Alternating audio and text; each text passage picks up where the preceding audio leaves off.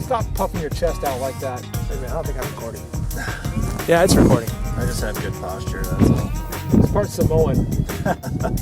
I'm here with SnowLobo95. Hey, Boy Scout, how's it going? We haven't seen this guy forever. I know. I've been kind of, busy. Busy. Talk loud, man. The wind's going. I've been busy. Sorry. I'll be back. Busy. Apologies in advance for the wind that's coming from this direction. It's not nearly as strong as it sounds. Trust us on that.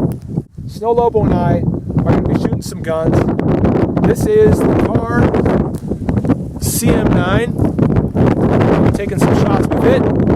And because it's very closely related as far as what it does, we're going to be shooting it, comparing it with the wonderful, cheap Kel-Tec PF9. Nice. Tell them a little bit about the holster you're using. Okay, this is just a Galco holster.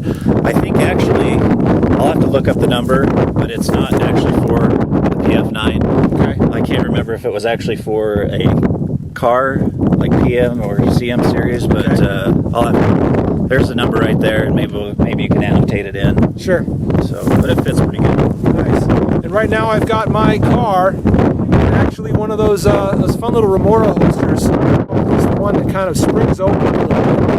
It's pretty nice. I've been using this for a while now. I don't really have any complaints about it yet. It's totally clipless, which is an interesting feature. You actually just stuff that into your waistband or pocket, and because of the grippiness of that surface, it just kind of stays put. So let's take some shots for accuracy first. Okay. And if you don't mind, I'd like to shoot both guns, and then you'll shoot both guns, and then we'll just do our best with each one. 2 9mm, they kind of fill the exact same role, don't they? Yeah, yep, just a small, lightweight, defensive carry gun. Single stack 9mm. Yep. So here we go. Let's compare the Kahr CM9 and the Kel-Tec PF9. Boy Scout SnowLobo95. I've got the PF9 first, going to test it for accuracy. Be shooting for this white dot here on the shoulder.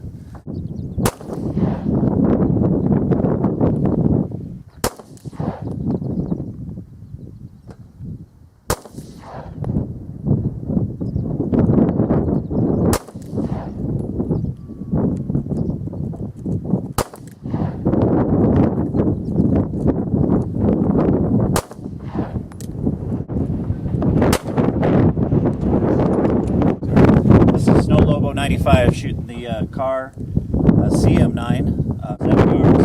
We go for this dot right here.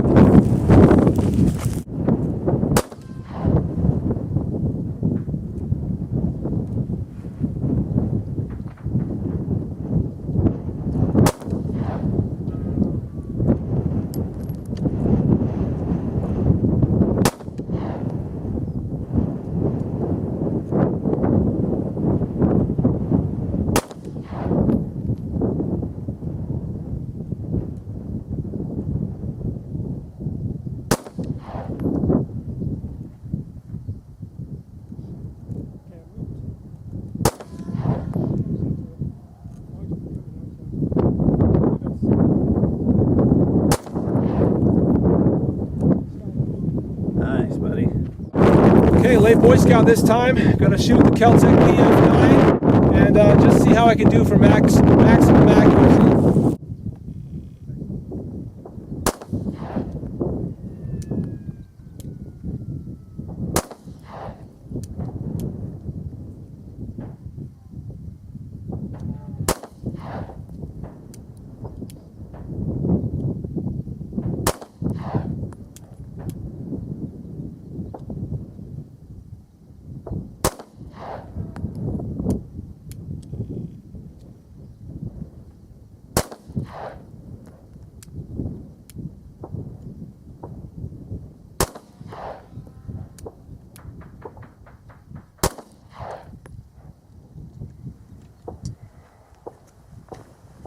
All right, the group's not terrible, but definitely shooting a little bit high and a little bit left.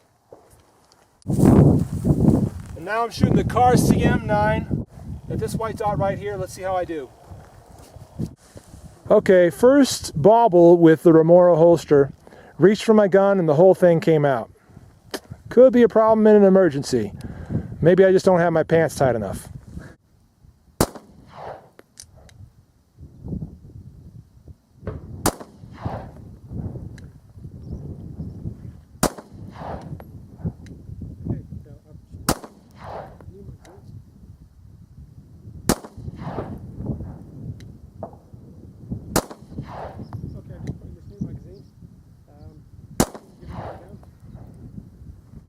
Okay, so the first one we shot at here, first one was SnowLobo95 shooting his Kel-Tec PF9. Horrible group. I don't remember that. You killed him anyway. Yeah. So, yeah, but if the white dot were a zombie, yeah, you missed the zombie. Yep. You missed the zombie. That's one small zombie, though. That's one small zombie. They come in all shapes and sizes, man. Don't be racist. Okay, and then here's the second group with the Kahr CM9. That was like you almost drew a J there. Yeah, I was trying to write a J, actually. He was like trying to... ran out of ammo before you could bring it up and cross the... Yep, exactly. No, I think... Did you maybe sail one or two? Yep. Yeah, they went Or this, here's one. There's one there. Yeah, that could have been. I think that's yours. I just wasn't sure where your trigger was going to break. Okay. Then I got a little used to it, so... Yep. They definitely do break in different places. Yeah, double action triggers. Yeah, one thing I do like about your trigger, seems a little more smooth, just the whole pull of it. Mm-hmm. Mine has some tension, then it lets off, and then it, just kind of, it's not as uniform all the way through, mm-hmm. linear. Yeah. And then also the face of your trigger is fatter, which feels better on the finger, where mine is a little more narrow, and if I remember right, mine has a little bit of a serration. No, it's just kind of rounded and sharp, so... It's not serrated, just kind of feels like it because of that seam there. Yeah, okay. So. All right, so anyway, so that was the second group with the Kahr. And then I borrowed your PF9 and made this group in, let's see, 1, 2, I think? Yeah, I think that's like 2. Got a double hole 3, there. 4, 5, 6, 7, 8. And then my follow-up group with the Kahr. Cool. And I think, honestly, I'll take either one of those groups. Yeah, you did really well with both of them. I think I could probably clean this one up. I've shot better groups than that, but it is what it is. I think overall, just the way it behaves and stuff, and being able to pick up your car and shoot a group that tight, I like the Kahr probably a little better, to be honest. Got to be honest. Well, let's do some more shooting with them, and we'll make some more decisions. Okay. All right, SnowLobo95. Let's give this Kel-Tec PF9 one more try. I'm gonna go for this bottom left-hand circle, 7 shots. See if I can clean up that last group that I did.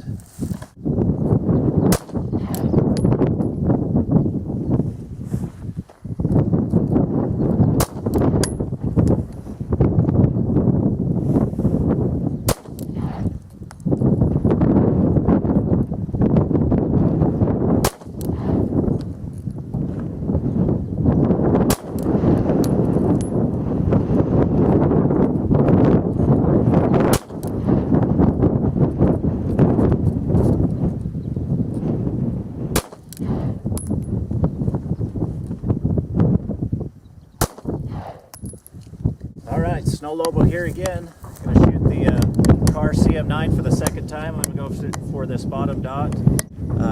See if I can get even better than I did before.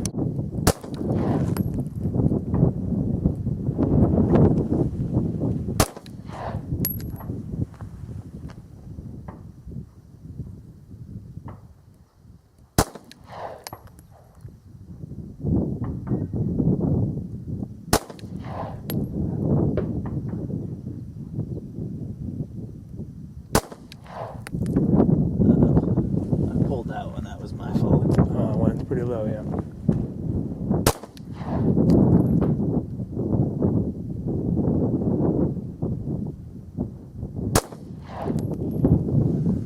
All right.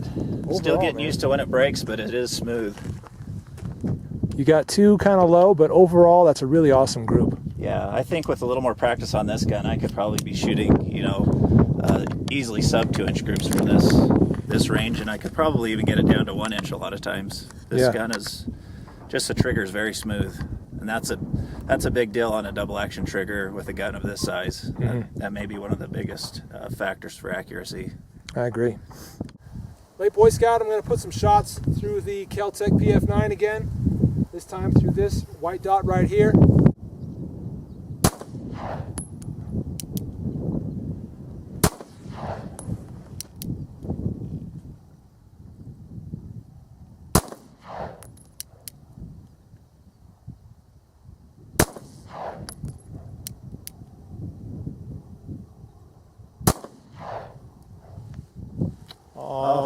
First failure.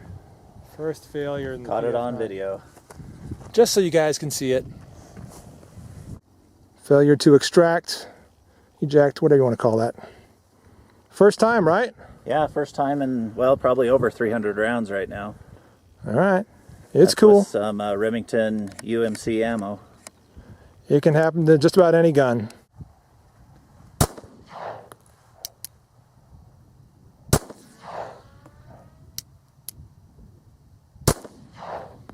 We're gonna try to do the same thing and maybe improve. Aiming for this dot 5 yards with the Kahr CM9. Nice. Killed it.